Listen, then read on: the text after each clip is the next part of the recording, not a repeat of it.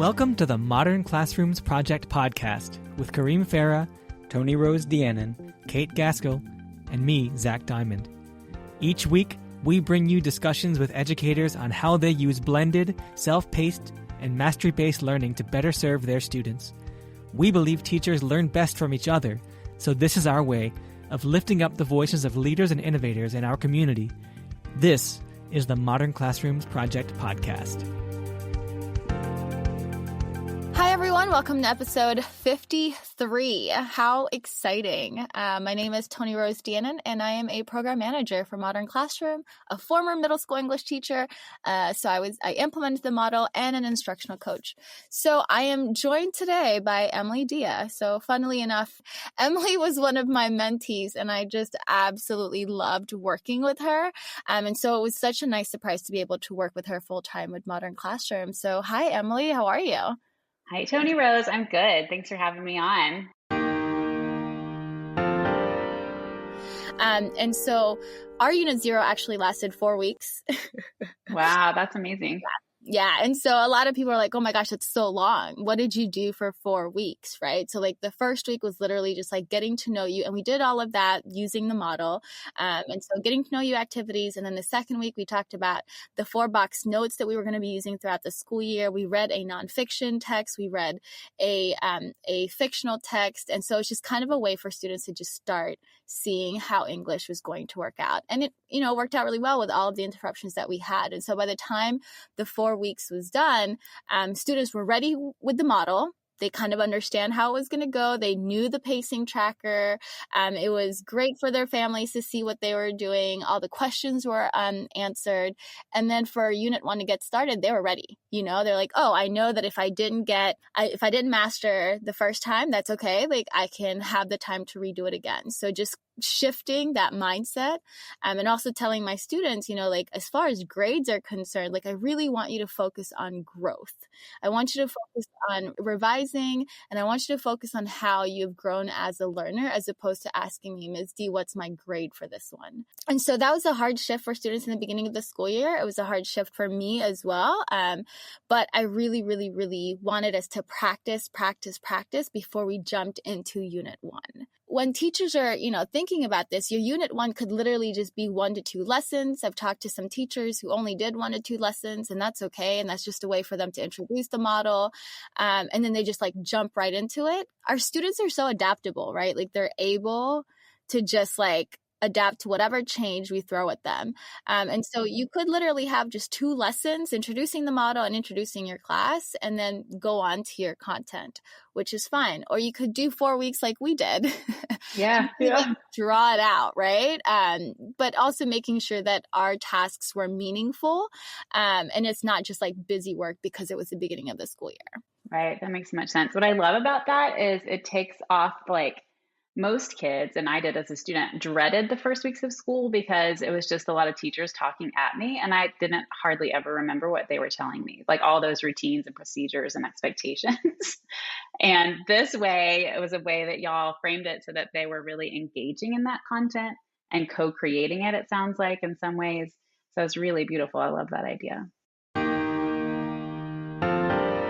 It sounds like, Toni Rose, both you and Marissa are thinking about the content of Unit 0 as introducing not only the routines and the elements of the model, but also sort of the idea that doing a blended learning unit is going to give you a lot of feedback around your learning. So it's almost like an opportunity for students to unlearn that idea of grades as arbitrary and to relearn the idea of grades as communication, or feedback as communication. So since we are designing units that are mastery-based or standards-based, whatever you would like to call it, this is a good way for them to get used to that shift before they get into content in the course. Most definitely. And I think it's just, teachers are getting really creative with their Unit 0s as well. It doesn't just have to be a certain way. And so, something too that I think you and I have been talking about too is Unit 0 is a great way to start communicating with families, right? Being able to just kind of share this model, because again, this model is so new that it's kind of scary for a lot of people, right? There's going to be a lot of questions as to how it's supposed to look like or how it's supposed to sound like. When I implemented the model, I actually just did one lesson as my unit 0. I didn't even think of it as a unit 0, but it was an overview video, sort of a walkthrough of our Google Classroom and notes about our classroom space. And I uploaded that to Edpuzzle, and the students did that as sort of their introduction to this new way of learning. And I also emphasized in that video that this switch to blended learning was primarily meant to free me up to be a better teacher for them, so that, I'm not replacing myself with the computer. I'm actually like enhancing myself because of the computer and the lessons that they would be experiencing online, which would just create more space for us to be together, learning together throughout the year and being able to get them what they needed. We also talked about that feeling that we've all had, and a lot of us have talked about this, like when you're in a class and it's going too slow, or you're in a class and it's going way too fast and you just sort of stop because it's too much and you can't keep up. Just about like this choice. This is a choice we're making of how we're going to learn together so that we can honor the unique pace that we all learn at and all find success in that way. I mean, I really just try to anchor the units and the decision in skills. So I helped them to think about, or hopefully to understand, this idea that our blended learning units are really an opportunity for us to get really good information about our skills in language arts, reading or writing, whatever the unit was about. And that our goal was to just make progress on our efficiency or proficiency or mastery of those skills over time. So it wasn't like they were going for a grade in each of those skills. Our units were really about learning individual skills that would lead up to a summative experience. So in my classroom, our mastery checks at the end of each lesson were like formative assessments that were teaching them the skills that they would need to apply and synthesize for the summative assessment. So an example would be they had a unit on literary essay.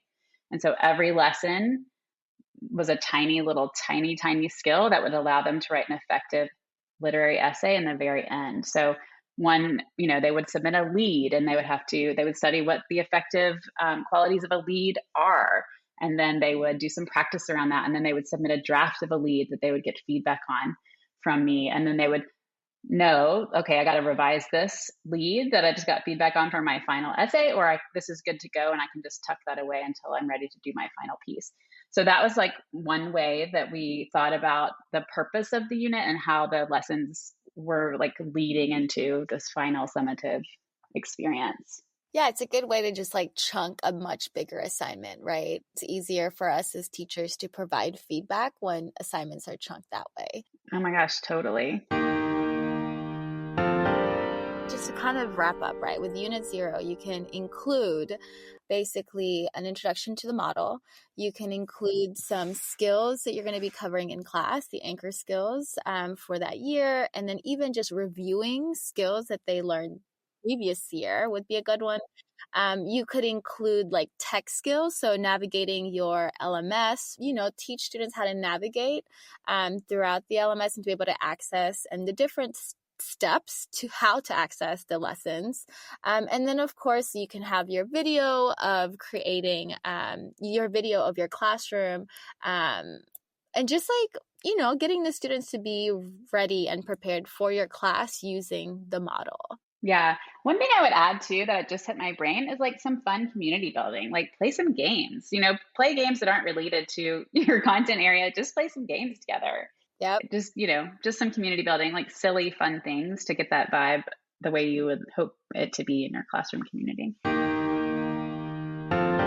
They would come in, get right to reading, and not everybody was like super jazzed about reading, but they could read anything they wanted. They could bring in a newspaper, a magazine, or a comic book, or a novel, whatever. And of course, I would have text and other materials in the classroom they could pick from. So everybody would get to reading. And while they were reading, I would pop around my clipboard and I would just get the page number that they were on. About 5 years ago, I just decided I'm not going to do reading logs anymore. It feels very inauthentic to me. And it also felt like extra work for students that wasn't really helping them grow.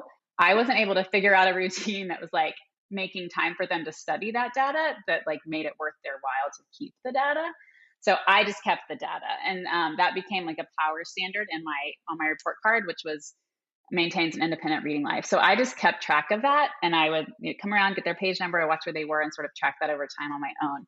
That also let me have a few minutes to check in with a few kids, like just personally, like, hey, how's it going? How are you doing today? Before the vibe of the class like got really going in terms of work time.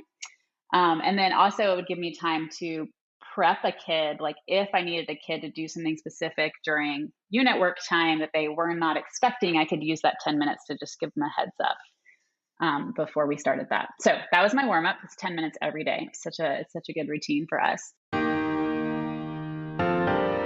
So every day we had 2 shared experiences. Like every day we all read together, and every day we did something with writing together.